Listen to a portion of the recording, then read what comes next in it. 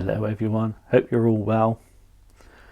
If you've been watching my channel over the past year or so, or you've stumbled across one of my videos by accident, you'll know that I've been using Silverant titanium in some of my videos.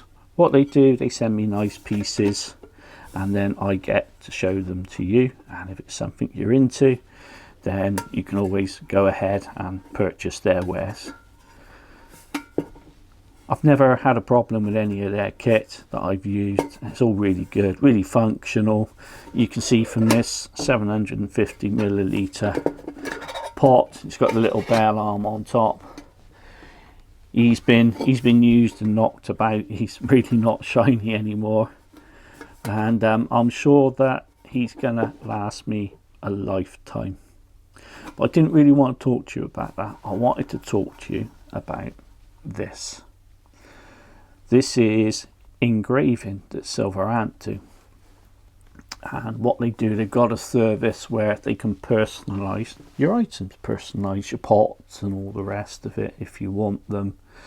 And I was a bit cheeky actually. I said to them, I know you personalise items, could you do anything for me? And I can tell people about it. And I was expecting them to say nope, but they said yeah, sure, we can do that for you, and they did. So I thought it was really cool. I created a little logo and I sent it off to them.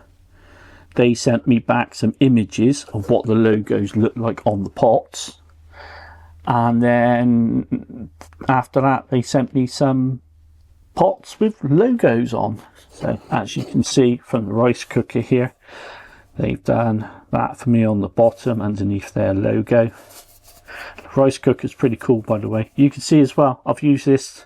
I don't just have things and show them once all shiny. I'm not that sort of person. I only show you things that I think are cool, which are useful and functional, and things I would personally buy myself. And I must say, everything I've had from them has been really good. Even this little tea caddy here, I was a bit like, oh, what is this interesting thing you got? It's a little tea caddy and it's double walled. You put your hot water in and your tea, you let it brew for a bit, and then you pour it out, and obviously you've got that micro filter in there. That's an absolute winner. And there's also this little tea caddy they sent me, which I use pretty much all the time in my own house.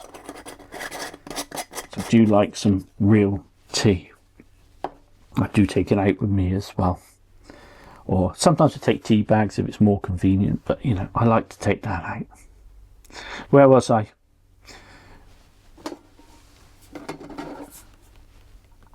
Logos, having your pots personalised. I wanted to show you how to do it if you was interested, and that was the whole point of this video. We show you how to personalise your pots. So the first thing you need to do is download some software, and what you can do, you can go onto Canva. This is what I did. Now Canva, there's a free version available. Obviously there's certain limitations on the items that are there, so get Canva for free, or you could start the pro trial and have access to absolutely everything. Then you have to create your design, so you go into custom size. Silverant recommend at least 1000 by 1000, but I put in 2000 by 2000. It seemed to work for me. Then after that, you go to create new design. Now in the new design, it's blank. You need to add some logo or whatever you want to do, or import your own if you're that way inclined and you have some ideas. You can scroll through all the free stuff. As I said, if you're wanting to have access to a lot more designs, then you could download the Pro for free, or the trial. And if you like it, then why not sign up if it's something you're into.